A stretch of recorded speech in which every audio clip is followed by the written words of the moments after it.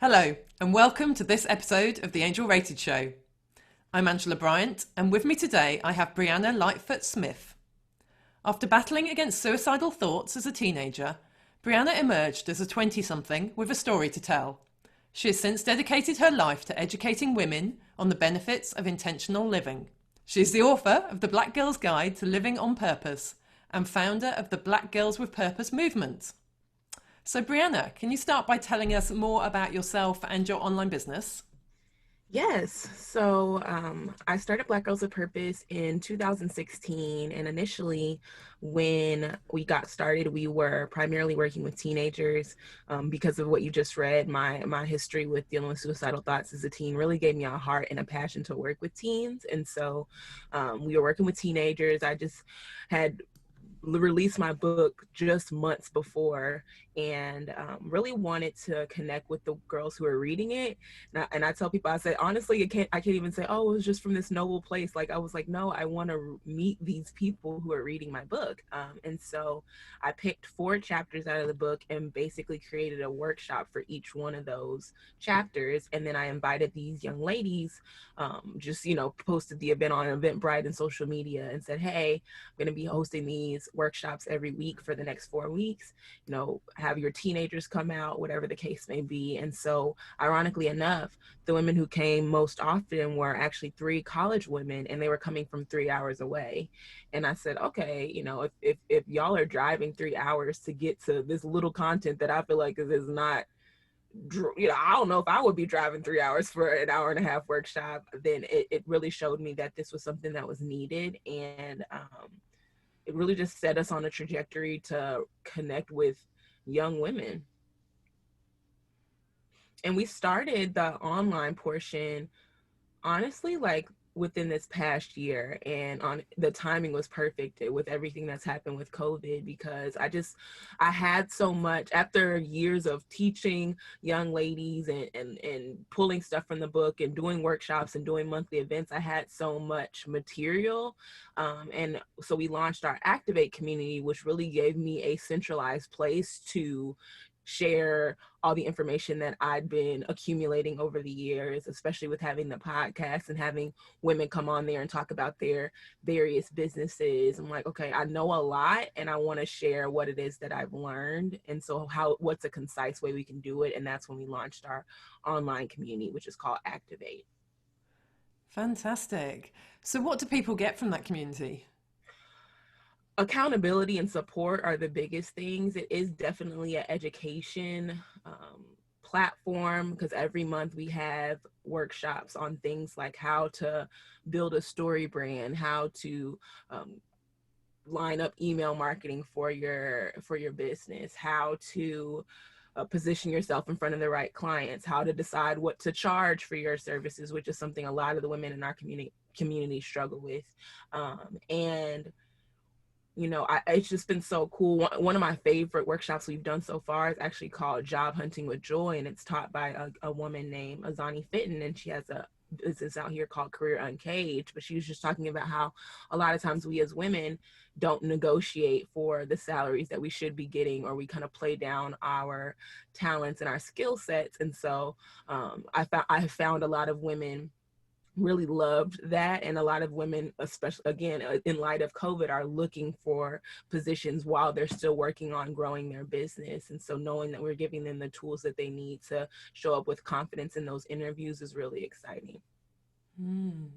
One of the reasons I really knew I wanted to have you on as a guest, because I saw that photo with you with a t-shirt saying purpose over profit, which really rang true in terms of everything that I'm wanting to get across on this show. So tell us a bit more. I mean, we've talked a bit obviously about your background, but what is the purpose of your overall business? What legacy do you want to create from it? I really want women to walk confidently in their callings. I think that my experience with suicide as a teen really came from not knowing what on earth I was here for. And when you don't feel like you have a purpose or an identity, you kind of wander into anything, and you kind of become a chameleon as well. Like, you just kind of morph into to what other people say about you, what other people expect of you. And I wanted the women that I connect with to say, you know, this is what I feel like God's placed me on this earth to do. And so I'm going to do it, even if it doesn't pay me a lot, you know, even if it's not, some positions may be more in the spotlight than others. So even if I'm not in the spotlight, I feel like this is what I've been positioned for and created for.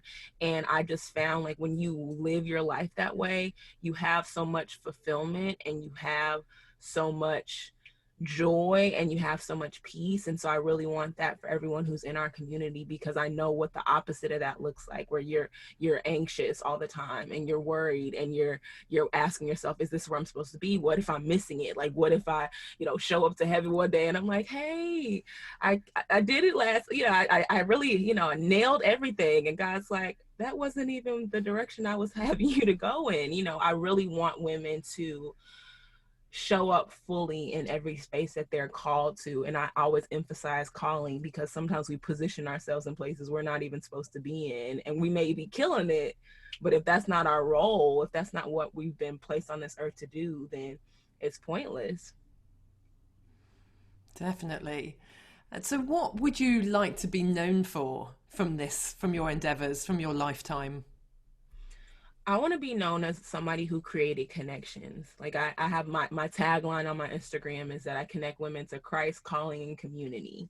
And that's one of the things I love so much about our Activate community is I'll see women tagging each other in our private Facebook group that we have, or one of the women will text me like, oh my gosh, I'm meeting with Tiadra tomorrow. We're talking about this, or they're collaborating on projects. That just inspires me so much, because I know that the success that I've had in my businesses, the things that I've been able to do with my books, even like in rearing my children, community has been such an essential key to that. And so when I can help other women create and cultivate community, it means a lot to me, because then I know even if I'm not in their lives anymore, they're surrounded by other women who want to see them succeed, and women who have seen them from the beginning of their journey that are like, no girl, you told me 3 years ago you were going to launch this business, and I'm not going to let you give up that easy.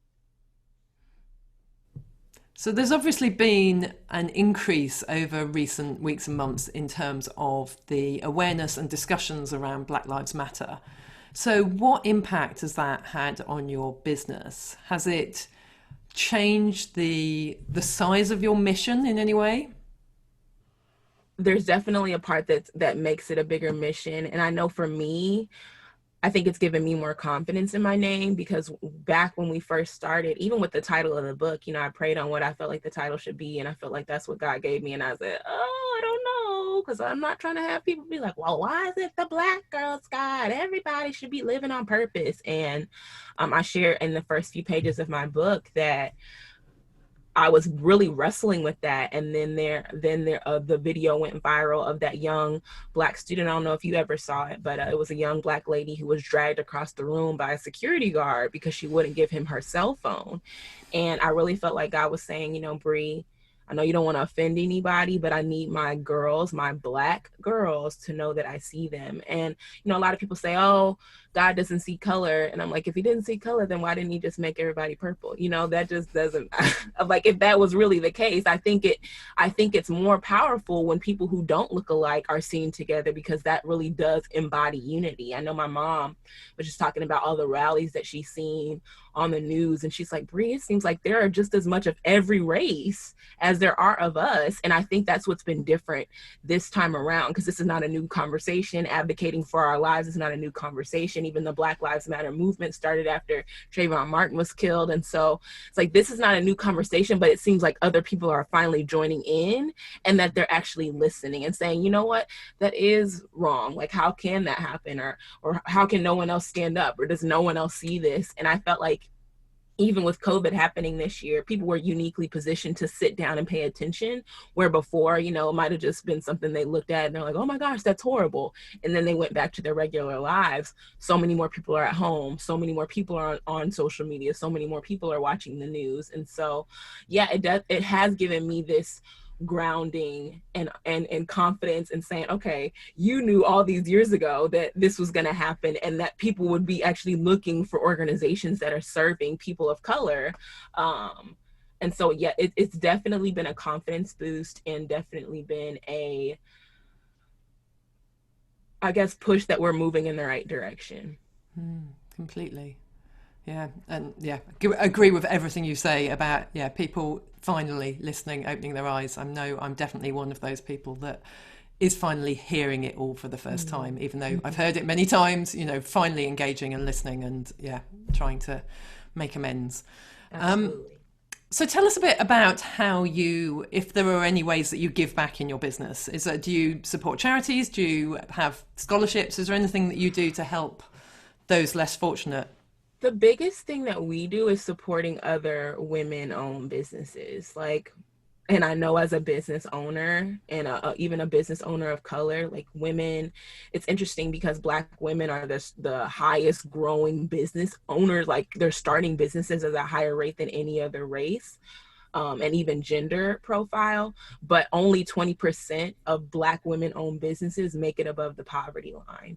And so whenever I have the opportunity, I love to support another woman in business, whether I'm doing a giveaway for something and I'll buy a product or, a journal or a service from another Black owned business, or I'm just sharing, putting people on my podcast and saying, hey, I really believe in the stuff that you're doing. Let me get you in front of this audience that you might not otherwise be exposed to. So that's a huge way that we give back, is just supporting other Black women-owned businesses. But I personally give a portion of proceeds from my t-shirt sales and from my book sales to my nonprofit that I have called Unity Queens. And Unity Queen's mission is to educate, empower, and expose young women to experiences that help them discover their identity and walk in their purpose.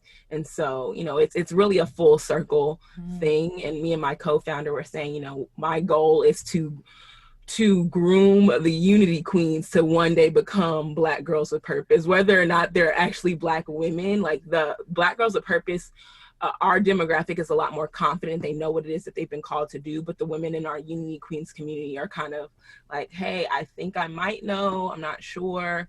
And we primarily work with teenagers with that age group anyway. So that's another way that I kind of, bring things full circle and continue to stay connected to the needs of young ladies, whether that be helping them with community service projects or whatever the case may be. I love that. Fantastic to have your own non-profit that feeds into that and helps people figure out exactly what their purpose is and where they should be heading.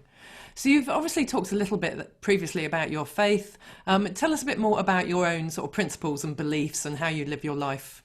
Yes. So Jesus Christ is my Lord and Savior. He has saved my life. People always ask, well, what was the change whenever you had suicidal thoughts? And I remember praying, like, God, help me to see myself the way that you see me.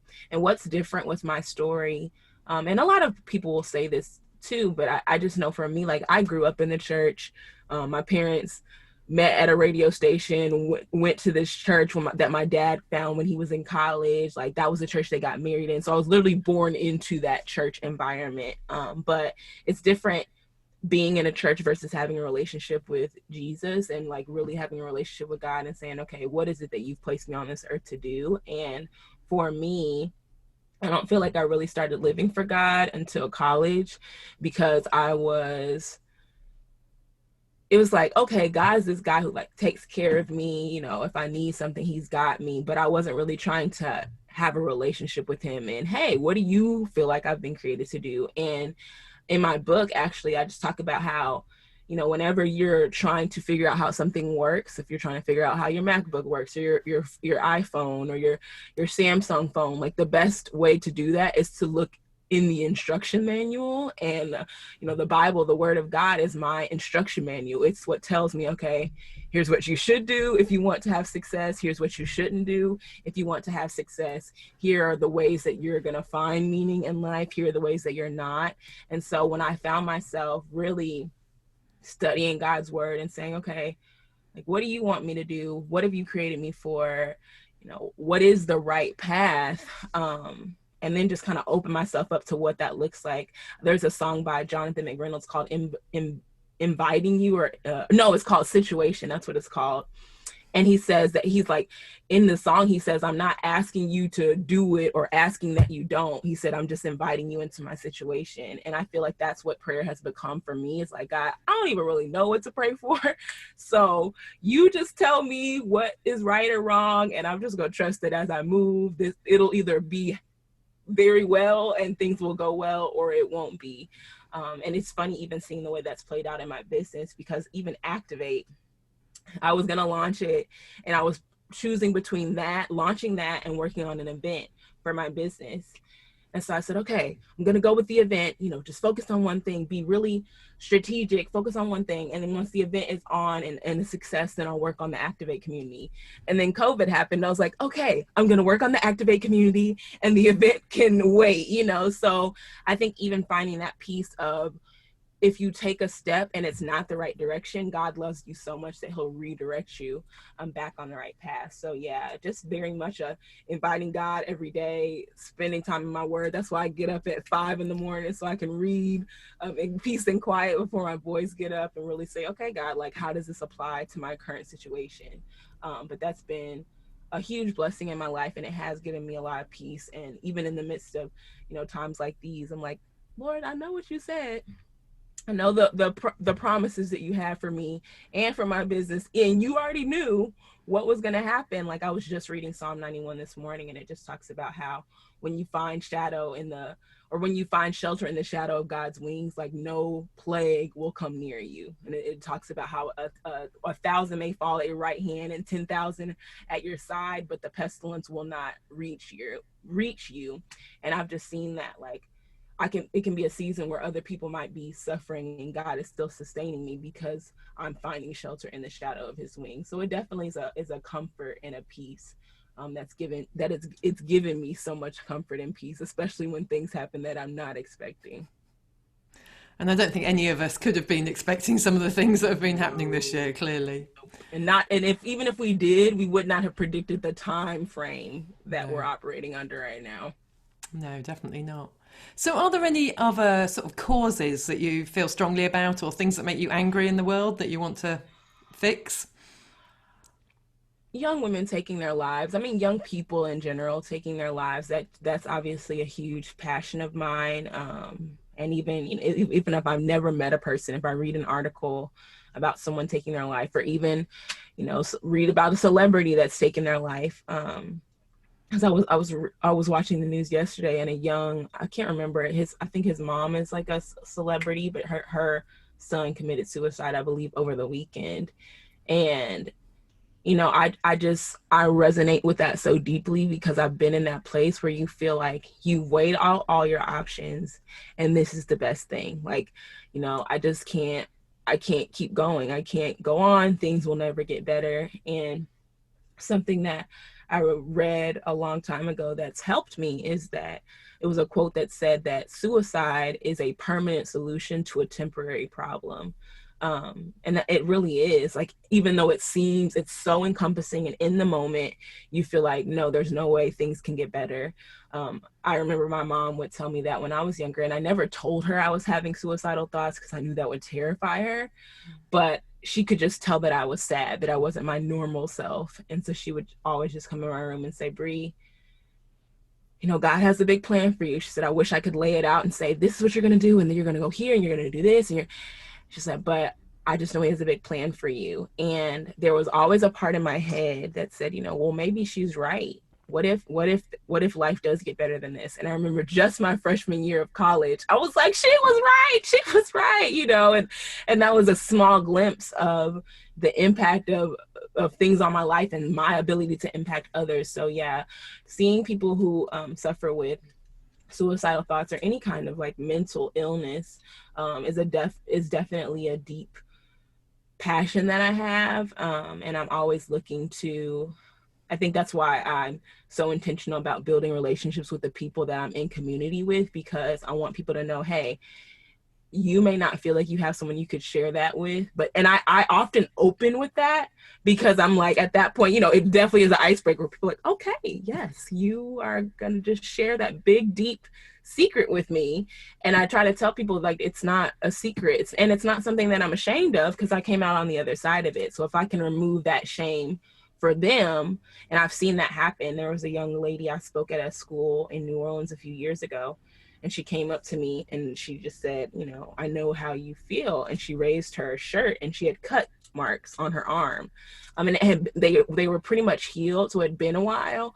But she's like, that's just not something you open up with, right? You're typically not showing people your places where you've cut yourself or you've harmed yourself, but I was able to remove that barrier for her. And so, yeah, that's definitely something that I'm passionate about.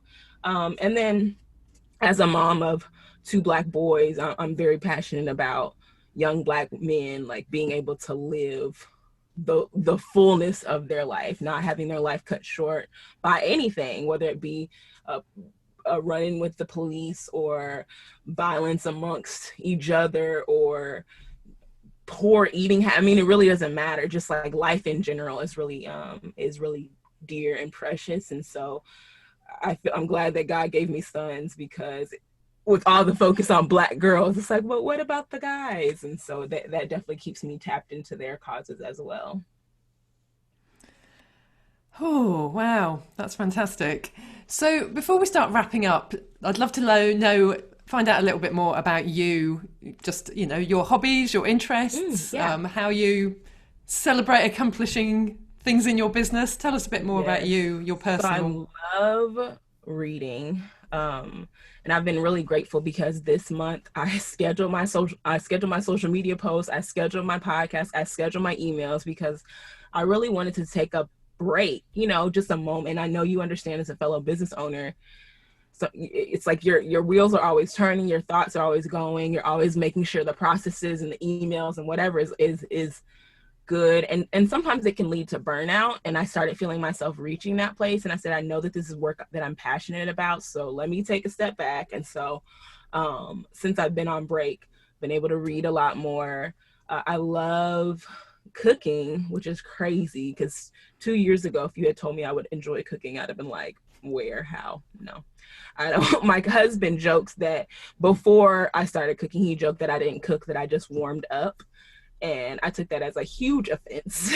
So, downloaded this app called Mealime and started cooking up recipes. And so I really do enjoy cooking. I love spending time with my family, not just my husband and my sons, but we have a very close-knit family, both sides of my family, and my husband, both sides of his family, aunts, uncles, cousins. So love spending time with them. If it's a sleepover, I love doing game nights. Oh my gosh, I love game nights, Angela. Like, my husband got me 3 games for my birthday. Like, that's how much I love them. He knew that I would like to have games, like not just something for me, something I could do with other people. And it honestly just keeps tying back to community, because I'm someone who loves community. I think after having so many years where I felt isolated, that's why I'm like, no, I need people, and I want to create this space for other people who may be feeling like they're alone. So I love that. And then I love to travel. Which obviously this year has been a little tough to scratch that itch. But next year we do have a few friends who are getting married at different locations across the U.S. And one of them's a destination wedding. So I'm definitely excited to get on a plane again and spend time with family and friends. But those are things that I love: reading, traveling, cooking. I still will say, though, I do still love eating more than I love cooking, because with eating you just get to enjoy the experience. You don't have to clean the dishes up afterward. But those are a few of my favorite things, as The Sound of Music would say. That's brilliant. I just feel like I want to come over and play games with you and just have a chilled out evening with some good food. And yes, fantastic. So do you want to wrap up by telling people a bit more about where they can find you and Absolutely. Where they can connect with you? Yes. So we're really active on social media. My personal Instagram is at The Black Girl with Purpose. And then our business page is at Black Girls with Purpose. If you are interested in just joining our community, I like to say, some people, I don't want to heavily pitch, hey, do this, just sign up for our email list. And I feel like you'll say, okay, I understand why this is a good move. And you can sign up for our email list by going to blackgirlswithpurpose.org/join. When you do that, I send out a guide on how to create community, because even though that's something that I'm passionate about and that I love, I realize it doesn't necessarily come naturally to everybody. And some people are saying, hey, I do want to build community, but I don't know where to start. And so there's a 3-step guide in there on how to create and cultivate community. And then if you do know that you need support and accountability for your business, then definitely go to blackgirlsofpurpose.org/activate. We have a waiting list right now because we've closed enrollment until the fall so that we can continue to build up our content. But yes, those are the best ways to get connected. You can send me a DM on Instagram. I'm usually checking my DMs. I love just talking back and forth with people who I've connected with through any media or means. And so, yes, that's a great way to all those are great ways to get connected with me. Great. And you've also added 4 of your products to Angel Rated. So your activated membership, your podcast, and then a couple of courses, one about how to create your own podcast and one about how to teach an online course. Absolutely. So we will add links to those as well so that everyone can find those. So, Brieanna, thank you ever so much for joining us. It's been fantastic to have you on. I've loved talking to you. To read the show notes from this episode, you can go to angelrated.com/podcast. If you enjoyed this episode, I'd love you to subscribe to the show and leave a review on your favourite podcast platform. And don't forget to share this episode with your online business friends.